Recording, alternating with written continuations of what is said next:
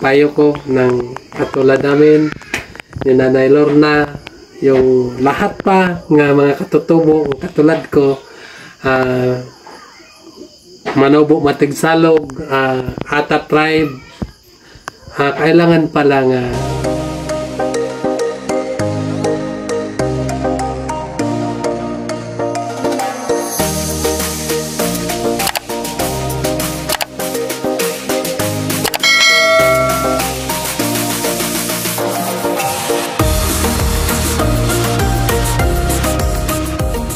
magandang gabi po sa inyo lahat mga kababayan. Kumusta na kayo dyan? So nandito ako ngayon sa ating bahay at kasama ko itong mama ko at kasama ko si Nanay Lorna ngayon mga kababayan. Napadaan siya kasi dito mga kababayan dahil yung kanyang buki rin ngayon ay nandoon sa kabila. Dito yung daanan papunta doon sa kanyang bahay. Kasi po ay tinawagan siya sa kanyang anak dahil yung kanyang apo daw ay nagkadinggi.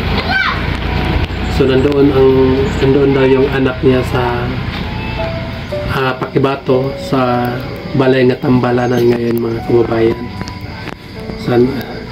So yun ang nakauwi siya dahil po ay sa kanyang apo nga nandoon sa ospital ngayon, nandoon sa Pakibato. At may balak daw nga yung apo niya ay dadalhin doon sa SPNC sa Davao.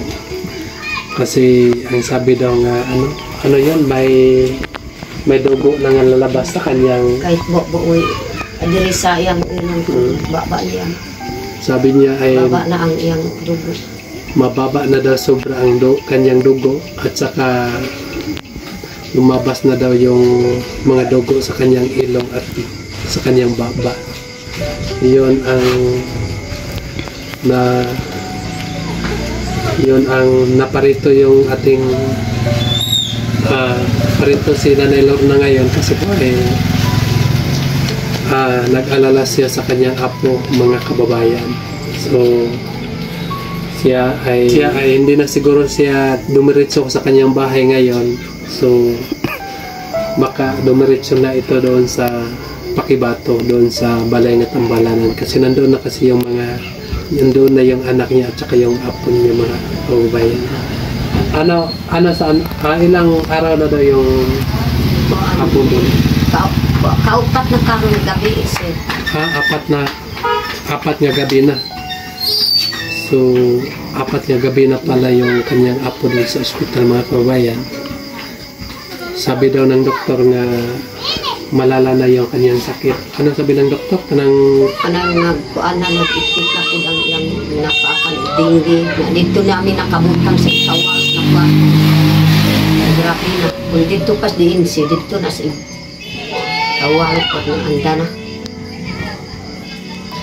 Kapito na kwarto sa Pakibato. Grabe na. Sige kong hilak-hilak kadag kabi. Yun ang kumakatulog. Yun ang mo ngayon nga papunta ka na doon sa Pakibato ngayon. Karon, so meron kang sasakyan papunta doon sa Pakibato? Na may mutupod sa akong umaga. So direct ko karon mo balik po.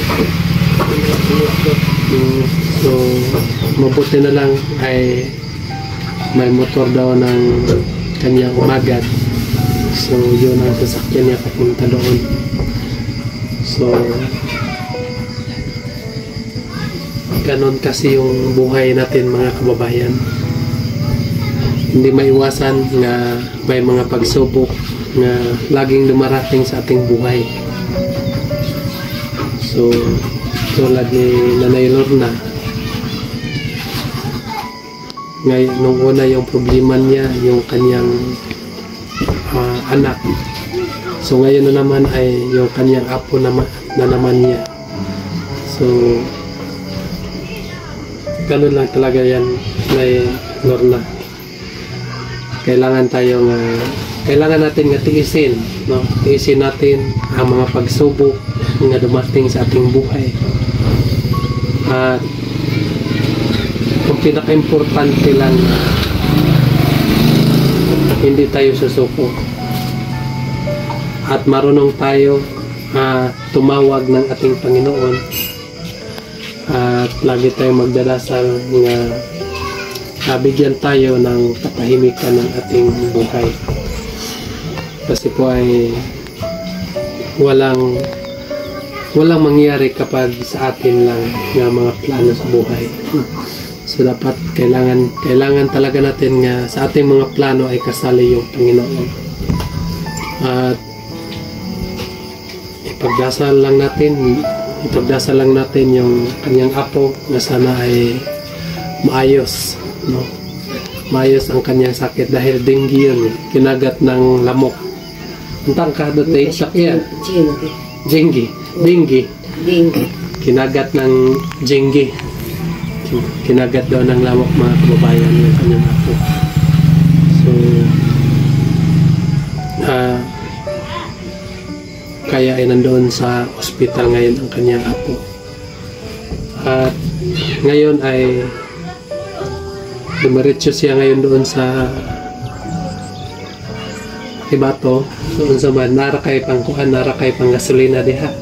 Wala sir, isang pisyo na lang. Kanay, sige, ang kupudiresin ko para mangayo ko sa para magtabangan ko sa amo ang pagkuan na may resita ang kapal ko na papalitis gawas na kada adlaw mo ilang ko ay amo ang pagkaon pudreson kaya ako ratog nakatiman na ako pud maning kamot sa amo ang panimalay narisod man po na di ko makuan sa akong ako pag saligan sa akong anak. Ayos lang kapag ang reseta nandoon lang sa sulod ng ospital kasi walang bayad yun. Pero kapag nasa labas na kasi may bayad na kasi, so kahit mura lang ang babayarin natin kapag wala, so wala talaga. So may pera ako dito pero kunti lang ito, pang ano mo lang ito, pang bili mo lang ng resita sa anak mo, pang gas mo lang, kunin mo na lang ito, pang ano mo ito, pang bili mo ng pambili mo ng resita ng apo mo at saka pang gas. So baka pang ano nyo doon, pang kain nyo doon sa sa Ibato, no? Sana po ay kahit maliit lang yan ay makatulong yan sa inyo doon. So yun lang, no? So maraming salamat din sa iyo at sana po ay maayos yung kalagayan ng apo mo. So pagdasal lang natin nga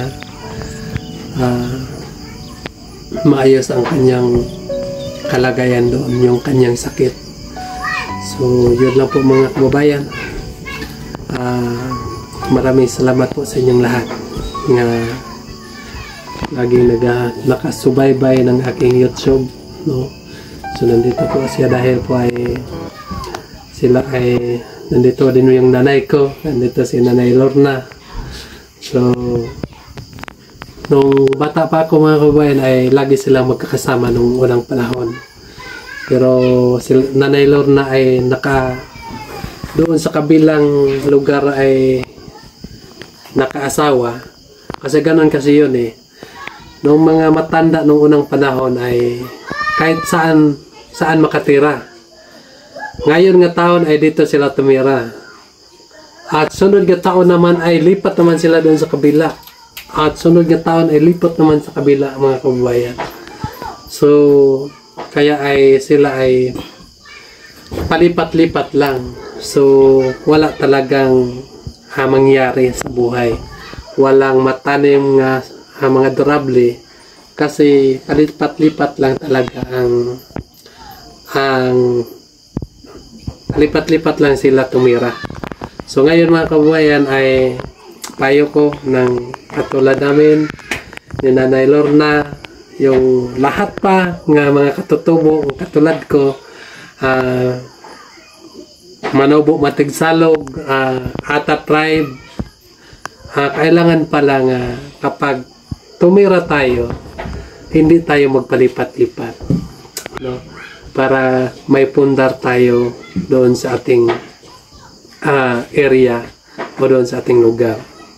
So, sana po ay maunawaan nyo, mga katribo ko, nga para din po ay kapag meron tayong pundar ng mga tanim nga tulad ng mga niyog, tulad ng mga lahat ng mga tanim natin, ay yan po ay makinabangan yan ng mga anak natin ng susunod sa atin, para sila ay hindi na nila maranasan ang ating naranasan nung unang panahon.